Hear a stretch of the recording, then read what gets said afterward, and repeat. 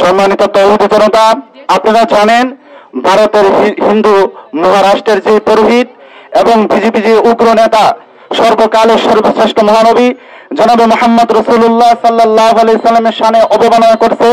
আমরা এই বিক্ষোভ মিছিল থেকে তার তীব্র প্রতিবাদ জানাচ্ছি। আমরা এই বাংলার বুক থেকে বলতে চাই, বিশ্বের যে কোনো প্রান্তে আমার নবীকে নিয়ে যখন কটূক্তি করা হবে, আমার নবীর শানে যখন অপমাননা করা হবে, তখন আমরা মুসলমান গর্জে উঠবো। সেই সাথে ভারতকে একটা কথা বলতে চাই, যে ভারত সেভেন সিস্টার সহ অনেক কিছু নিয়ে আমাদের সাথে কিন্তু তাদের একটা সম্পর্ক আছে। যদি ভারতের কোনো হিন্দুবাদী কোনো নেতা, ভারতের কোনো পুরোহিত যদি আমার নবী, আমাদের ইসলাম, আমাদের ধর্ম এগুলো নিয়ে যদি কোনো ষড়যন্ত্র করে, তাহলে আমরা বাধ্য হব এই সেভেন সিস্টার ভেঙে দেওয়ার জন্য, তাদেরকে সহযোগিতা করার জন্য। একই সাথে বলতে চাই, সীমা লঙ্ঘনের পরিণাম কিন্তু ভালো হয় না।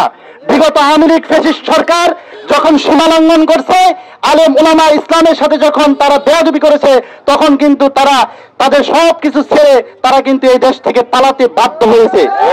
আওয়ামী লীগ সরকার যেরকম ভাবে সীমা লঙ্ঘন করেছে, আল্লামা আজিজুল হক এবং হযরত আহমদ শফি, জুনায়েদ বাবুনগরী এবং ইসলামী আন্দোলনের বিশ্ববরণ্য যে সমস্ত মানুষরা ছিল, আল্লামা দেলোয়ার হোসেন সাইদি সহ, মাওলানা মতিউর রহমান নিজামী সহ ইসলামী আন্দোলনের এই নেতৃবৃন্দ আলেমদের সাথে তারা চরম দুর্ব্যবহার করার কারণে তারা কিন্তু তাদের নিজেদের পতন তারা নিজেরাই ডেকে এনেছে।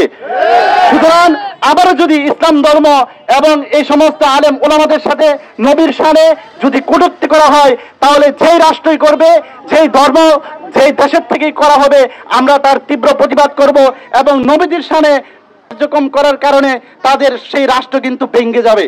সুতরাং আমরা এখান থেকে এর তীব্র প্রতিবাদ জানাচ্ছি এবং সেই সাথে যেই পুরোহিত এবং বিজেপির যেই নেতা আমার নবীজির শানে কটূক্তি করছে, তাদের সর্বোচ্চ দণ্ড, ফাঁসির দণ্ড কামনা করে এখানে আমার বক্তব্য শেষ করছি। আসসালামু আলাইকুম ওয়া রাহমাতুল্লাহ।